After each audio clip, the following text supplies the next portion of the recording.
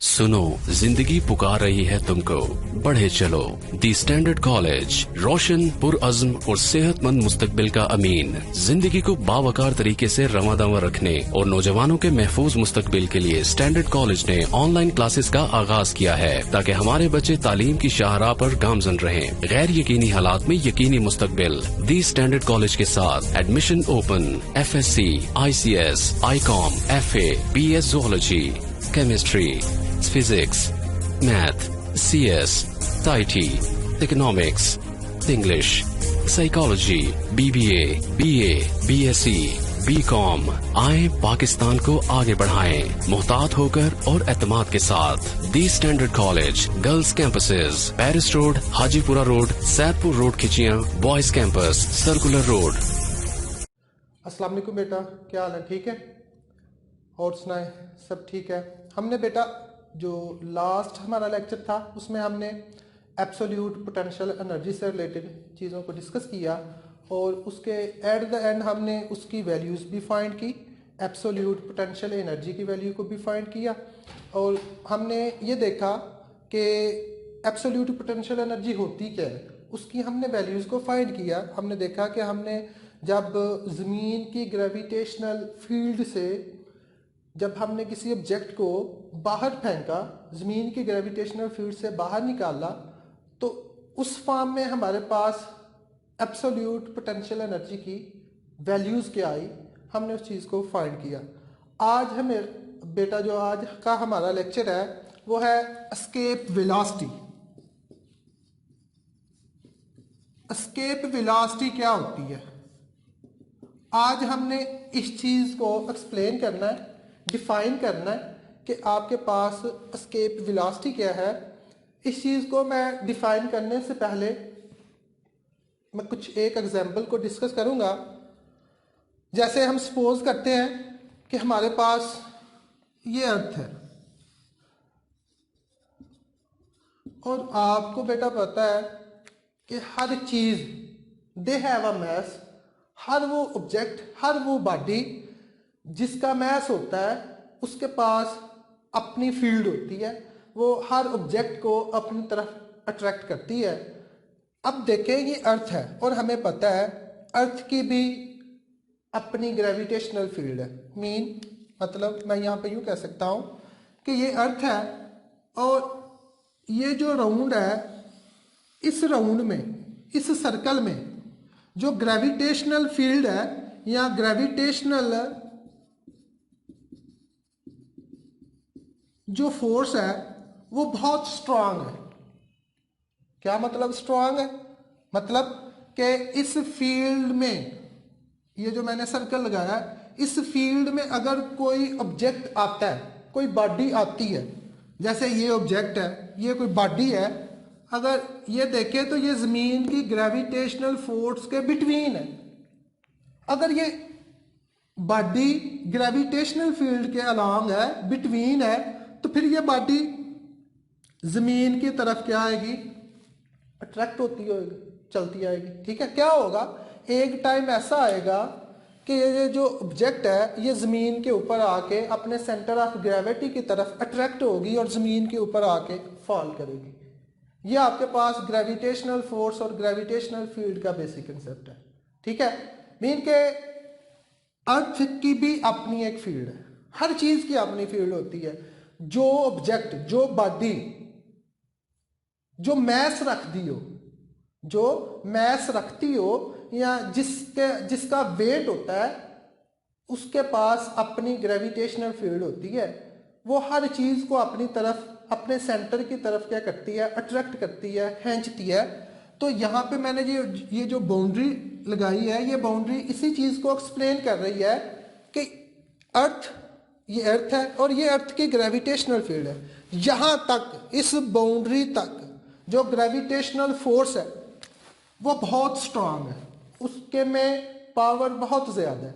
और इस बाउंड्री में कोई भी ऑब्जेक्ट आता है या कोई भी बॉडी इस बाउंड्री में अगर आती है तो वो ज़मीन की तरफ अट्रैक्ट होगी वो ज़मीन के सेंटर की तरफ क्या करेगी, मूव करेगी।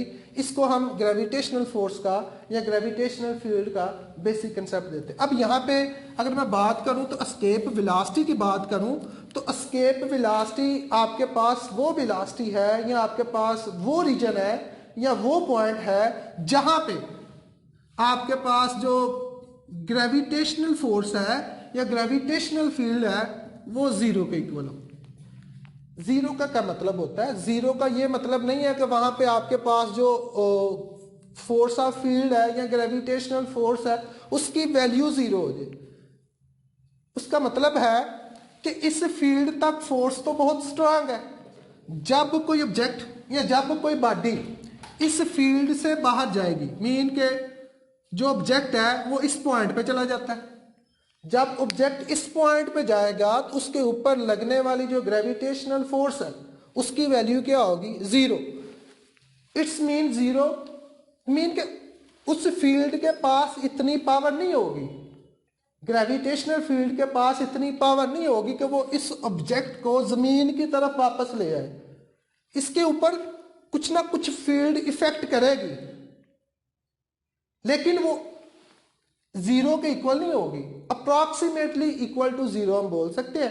हम ये कह सकते हैं, हम यूं भी इसे डिफाइन कर सकते हैं कि they have a force, they have a gravitational force. इस पॉइंट पे भी इस ऑब्जेक्ट के ऊपर ग्रेविटेशनल फोर्स एक्ट कर रही है लेकिन उस फोर्स के पास इतनी पावर नहीं है, उसमें इतनी पावर नहीं है कि वो इस ऑब्जेक्ट को, इस बॉडी को जमीन की तरफ क्या करे, मूव करवाए। ठीक है, और इस फोर्स को हम बच्चों नाम देते हैं एस्केप वेलोसिटी का। इसकी मैं डेफिनेशन लिखने लगा हूं, देख लें आप। द इनिशियल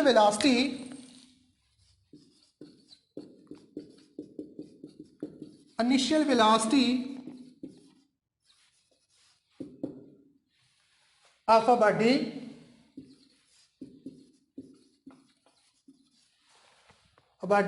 with which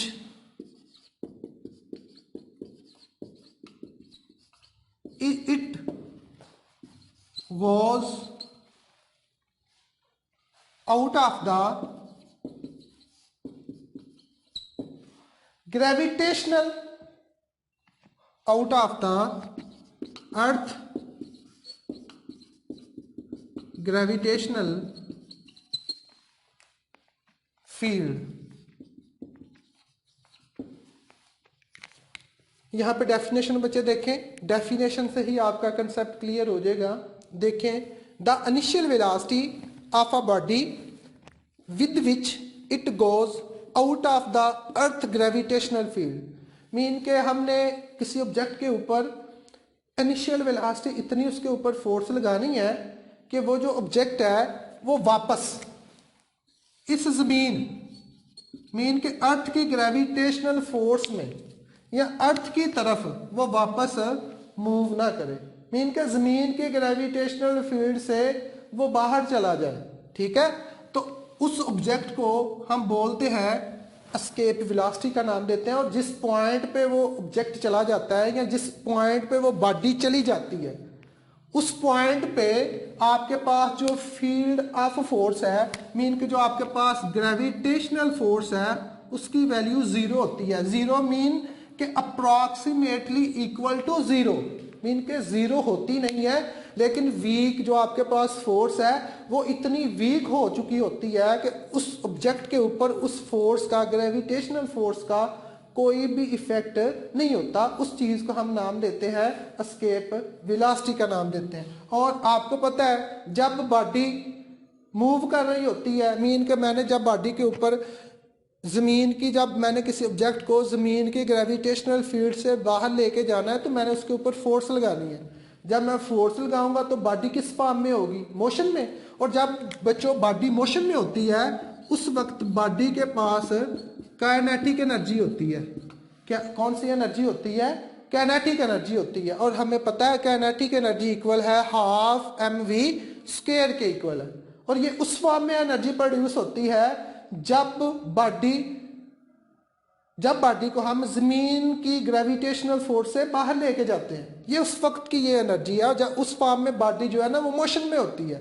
ठीक है, अब हम देखते हैं कि जब हमने ऑब्जेक्ट को जमीन की ग्रेविटेशनल फोर्स से जब हम बाहर लेके गए तो उसमें कौन सी एनर्जी प्रोड्यूस हुई या कौन सी एनर्जी जो है वो पैदा हुई, तो उसको हम देखते हैं यूं।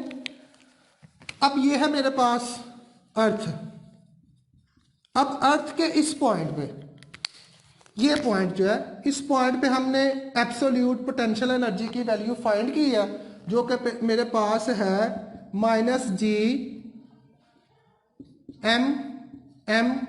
m/r। ये मैंने वैल्यू एब्सोल्यूट पोटेंशियल एनर्जी की वैल्यूज को फाइंड की है, और ये जो वैल्यूज है ये जमीन के बिल्कुल एंड पे है, जहां पे जो आपके पास ग्रेविटेशनल एब्सोल्यूट ग्रेविटेशनल पोटेंशियल की एनर्जी की वैल्यू हमने लास्ट लेक्चर में भी हमने फाइंड की है। अब मैंने क्या किया, मैं इस बॉडी को, ये जो बॉडी है, ये जो ऑब्जेक्ट है, इसको मैंने यहां से इस जगह से डिस्प्लेस किया और इसको इस पॉइंट पे ले गया। अब ये वो पॉइंट है जहां पे एब्सोल्यूट पोटेंशियल एनर्जी की वैल्यू क्या है, 0। मीन के इनिशियल वैल्यू क्या है, -G m/r, और फाइनल वैल्यूज क्या है, 0 के इक्वल। अब ये 0 कौन सी फोर्स है, ये आपको पता है, ये वो फोर्स है या बॉडी उस जगह पे चली गई है जहां पे आपके पास फोर्स ऑफ ग्रेविटी की वैल्यू क्या है, 0। तो जब आप पोटेंशियल एनर्जी की वैल्यू लिखेंगे, मीन के इंक्रीज इन पोटेंशियल एनर्जी की जब आप वैल्यू लिखेंगे तो वो आपके पास, या चेंज इन पोटेंशियल एनर्जी जब आप लिखते हैं, फाइनल